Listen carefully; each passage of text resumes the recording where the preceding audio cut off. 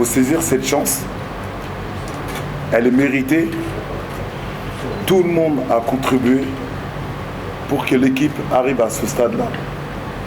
Les joueurs, à commencer par les joueurs, les dirigeants, l'encadrement technique, les autorités bien entendu qui ont mis les moyens à disposition, et puis les supporters qui ont toujours été présents. Voilà. D'accord. Président, vous êtes au Mali. En tout cas, je crois savoir que votre retour aussi, ce n'est pas que sportif. Il y a d'autres activités qui sont au programme. Est-ce que vous pouvez nous en dire un peu plus? Moi, je suis attaché aux valeurs de solidarité et d'entraide. C'est vrai que maintenant, plus que jamais, notre pays a besoin de chacun de ses enfants. On traverse une crise très difficile et chaque Malienne, chaque Malien, où qu'il se trouve, ne doit plus se demander ce que le Mali peut faire pour lui, mais plutôt ce que lui peut faire pour le Mali. C'est en ce sens qu'avec mon équipe, on va rencontrer des associations, des personnes qui se battent au quotidien pour lutter contre la précarité. Demain, on a envisagé de faire des dons de denrées alimentaires à l'approche du mois de Ramadan, dans une dizaine de jours, pour soutenir justement quelques familles vivant dans les 6 communes de Bamako, quelques familles qui vivent dans la précarité. C'est important dans ces moments difficiles de montrer que la solidarité existe, qu'elle est toujours là et qu'elle sera toujours là et qu'on a tous conscience de cette difficulté et qu'on va la surmonter en étant plus unis et plus solidaires. D'accord. Malamine, l'homme d'affaires, Malamine, le philanthrope, est-ce qu'on a aussi un Malamine, l'homme politique, puisque je crois savoir que dans votre programme, il y a une visite avec le chef de l'État, le président de la transition.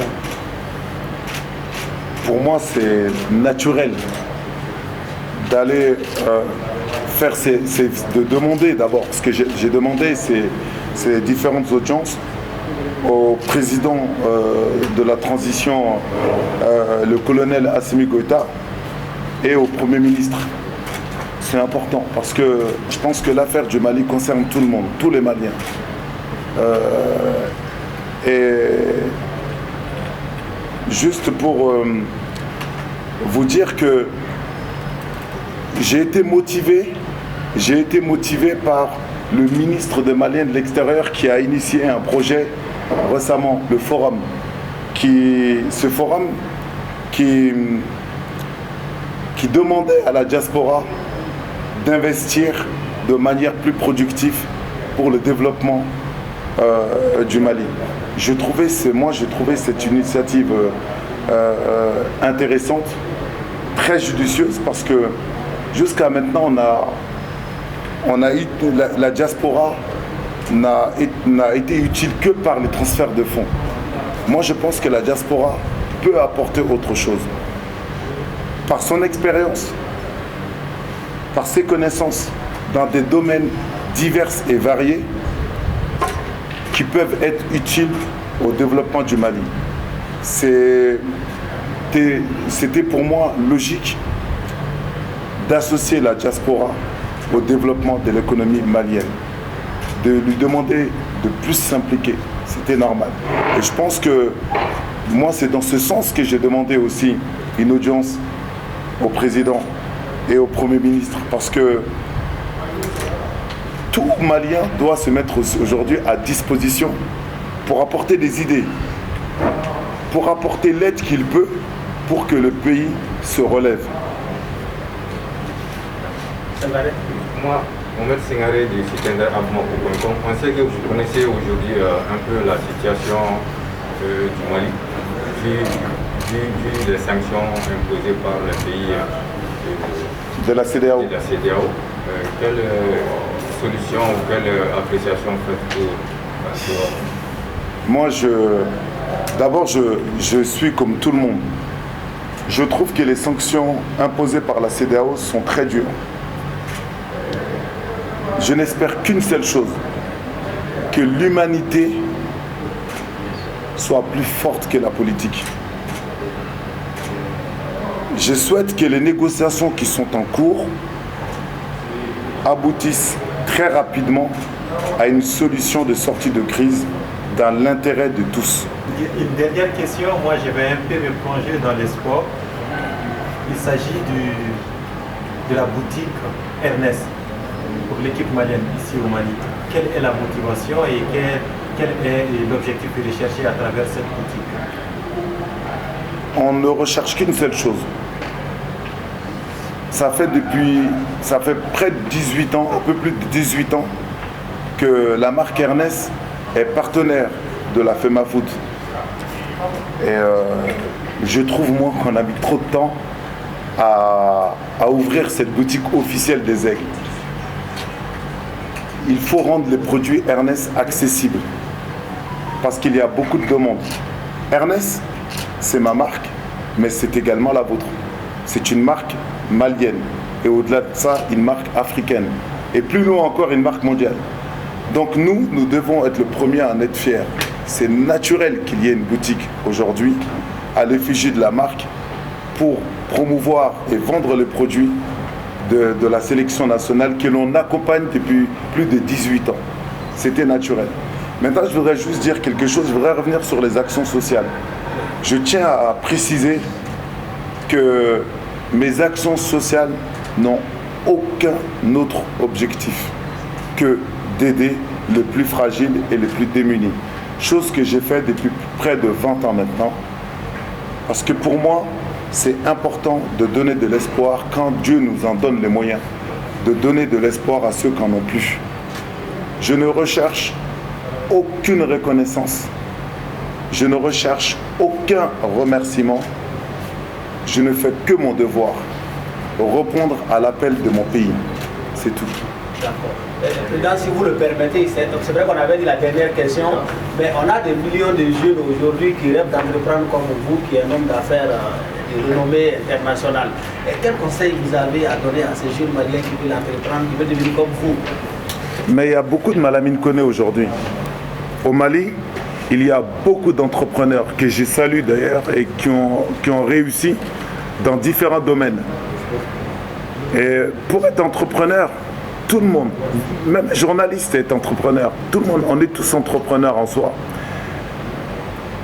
Il faut juste avoir le courage d'oser aller au bout de ses idées. On a tous des idées, on a tous envie d'apporter quelque chose dans la société dans laquelle on vit. Chacun d'entre nous ici, on a envie d'apporter quelque chose au Mali. Il y en a qui ont le courage d'essayer. Il y en a qui ne l'ont pas.